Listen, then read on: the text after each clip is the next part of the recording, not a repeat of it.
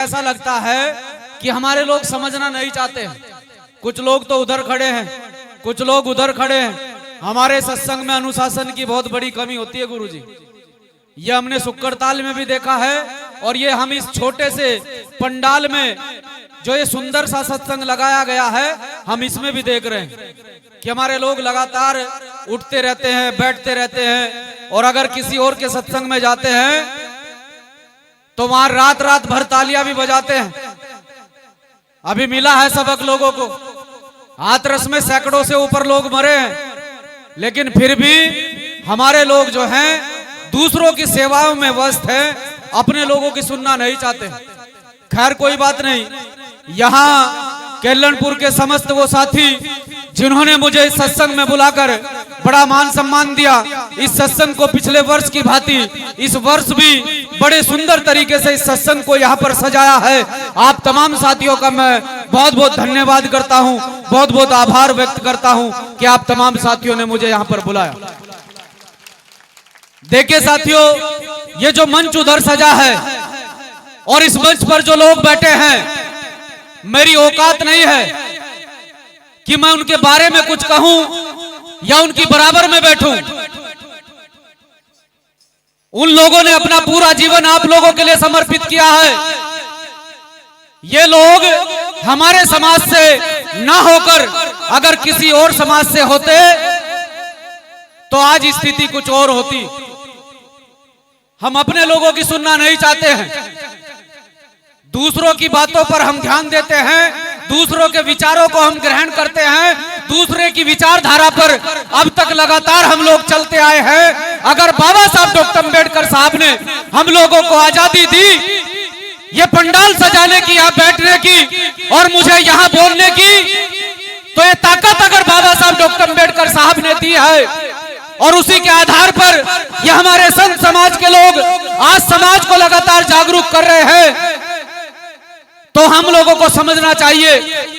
नहीं तो वो भी समय था कि हमारे संत समाज के लोग अगर समाज को समझाने की कोशिश करते थे, समाज को कुछ बताने की कोशिश करते थे, इतिहास उठाकर देखो, संत शिरोमणि सदगुरु रविदास जी महाराज जी का इतिहास उठाकर देखो कि किस प्रकार से मनवादी विचारधारा के लोगों ने उनके सामने परेशानियां खड़ी की। उन्हें समाज में किसी भी प्रकार से काम नहीं करने दिया गया, लेकिन बाबा साहब डॉक्टर अम्बेडकर साहब ने व्यवस्था को परिवर्तित किया और आज हम स्वतंत्र रूप से खड़े होकर अपने समाज को समझाते हैं, अपने समाज को बताते हैं। हमारे संत समाज के लोग गुरु महाराज जी का प्रचार, उनके विचारों का प्रचार आप लोगों के बीच में करते हैं। लेकिन मुझे ऐसा लगता है कि मेरे समझाने से या हमारे संतों महापुरुषों के समझाने से या गुरु महाराज जी की विचारधारा आप लोगों के बीच में लाने से मुझे लगता है कि अब तक कोई परिवर्तन नहीं आया है। वो हमने वहां शुक्रताल में भी देखा कि लोग एक दूसरे को धक्का मार रहे थे। भीड़ औरों के सत्संग में भी होती है, पब्लिक वहां भी जमा होती है, लेकिन उनका एक सिस्टम होता है, उनके यहाँ एक अनुशासन होता है। हमारे यहाँ क्या होता है? हमारे यहाँ एक दूसरे के साथ में धक्का मुक्की होती है। इस पंडाल में अगर आप हजारों की संख्या में लोग इकट्ठे करें और वो हजारों की संख्या में खड़े लोग अपनी अपनी जिम्मेदारी को समझे, तो मुझे लगता है कि यहाँ किसी भी प्रकार की भगदड़ नहीं होने वाली। लेकिन हम खुद को तो व्यवस्थित नहीं करते हैं, हम लगे रहते हैं दूसरे को व्यवस्थित करने में। तो इसलिए मैं थोड़ा सा आपको बताना चाहता हूं, थोड़ा सा समझाना चाहता हूं कि अपने आप में परिवर्तन करो। जिस विचारधारा से हमारी लड़ाई है, जो विचारधारा लगातार हमारे जैसे साथियों को, इन आपके बच्चों को लगातार टारगेट करती है, क्योंकि हम उसके विपरीत काम करते हैं, ये लोग उसके विपरीत काम करते हैं। जो ताकत आज देश में पूरी तरह से काबिज है, जिस विचारधारा के विपरीत हम लोग खड़े हैं, जिस विचारधारा के विपरीत हमारे महापुरुषों ने, संतों ने काम किया है, वो विचारधारा आज पूरे देश में बड़ी ताकतवर है। उस ताकतवर विचारधारा का अगर सामना करना है तो आप लोगों को अनुशासित होना पड़ेगा। अगर आप लोग अनुशासित नहीं होंगे, आप लोग सभ्य नहीं होंगे, आप लोग अपने आप में परिवर्तन नहीं करेंगे तो सत्संग लगाने का कोई फायदा नहीं है। इसलिए आप लोगों को समझना चाहिए। अभी हाथरस की घटना आप लोगों को मैंने बताई, उसमें मरने वालों की संख्या सैकड़ों से ऊपर है और जाते कहां हैं? भोले बाबा के दर्शन करने के लिए। अगर मैं इनसे सवाल करूं तो अपने मंदिरों में साल में एक बार मत्था टेकने के लिए आते हैं, अपने सत्संग में साल में एक बार बैठते हैं,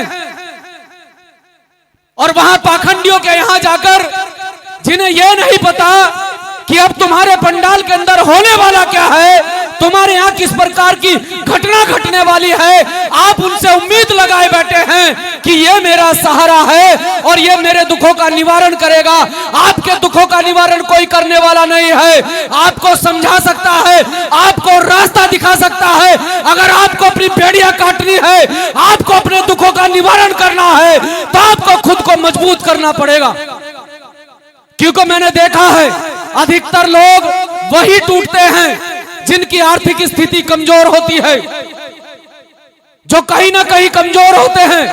अगर इस कमजोरी को दूर करना है तो बाबा साहब डॉक्टर अम्बेडकर साहब ने आपको एक मूल मंत्र दिया है कि इस समाज को पहले शिक्षित करो, फिर इस समाज को संगठित करो, फिर इस समाज के माध्यम से तुम लोग संघर्ष करो। लेकिन ये समाज समझने के लिए तैयार नहीं है।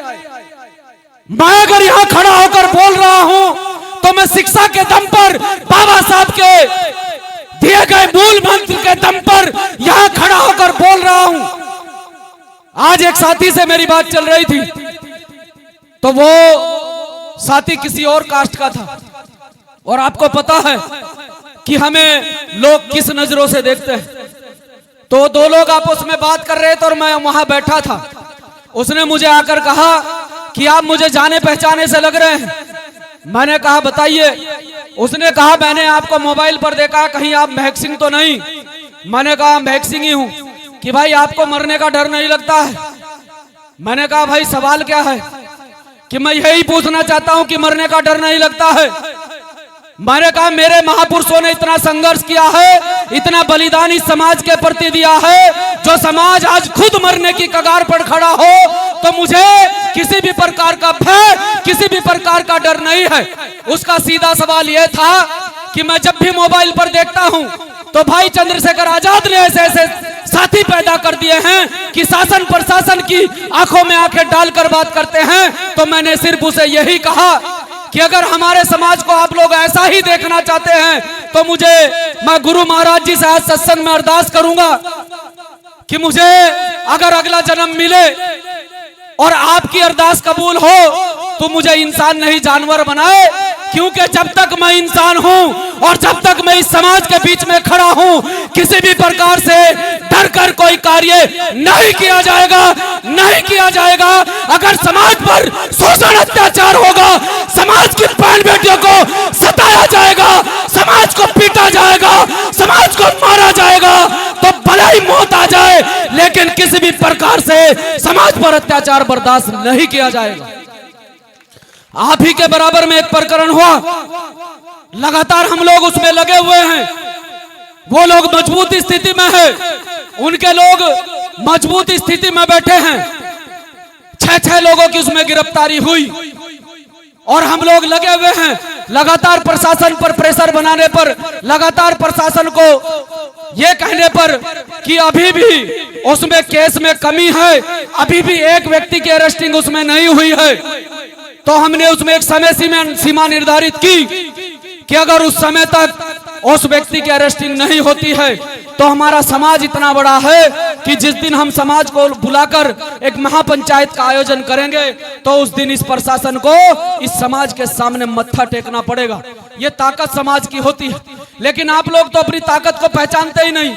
आप अपनी ताकत को देखते, शुक्र ताल के अंदर किस प्रकार से आप लोगों ने अपनी ताकत का एहसास कराया, लेकिन उस ताकत का एहसास कराने का कोई फायदा नहीं है अगर सही दिशा में वो ताकत ना लगे।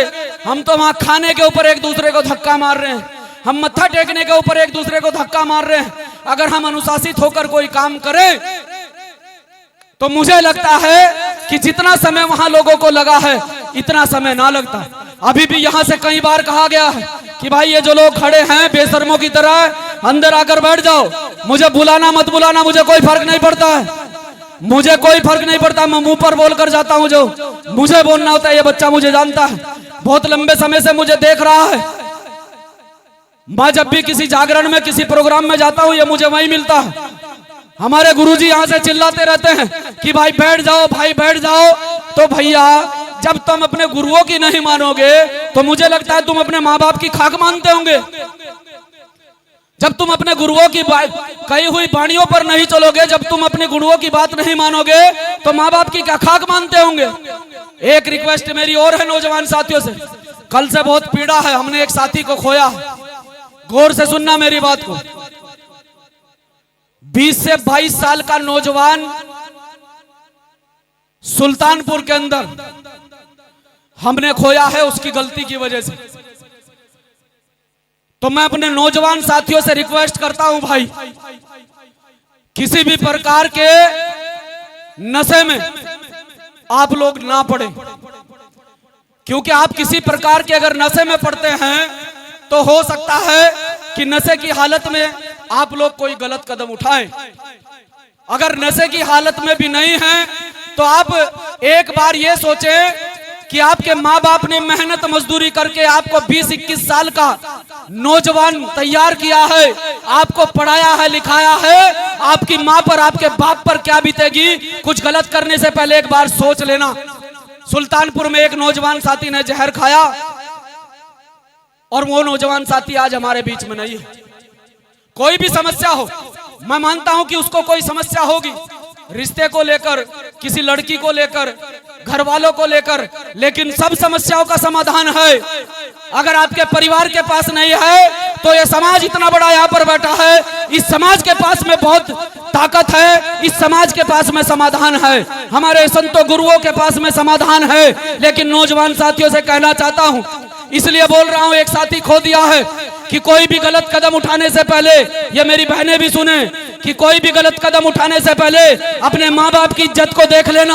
अपने माँ बाप की इज्जत की परवाह करते हुए, अपने माँ बाप की इज्जत रखते हुए कभी जीवन में, भविष्य में कोई गलत काम, कोई गलत कदम मत उठाना। जय भीम, जय भारत।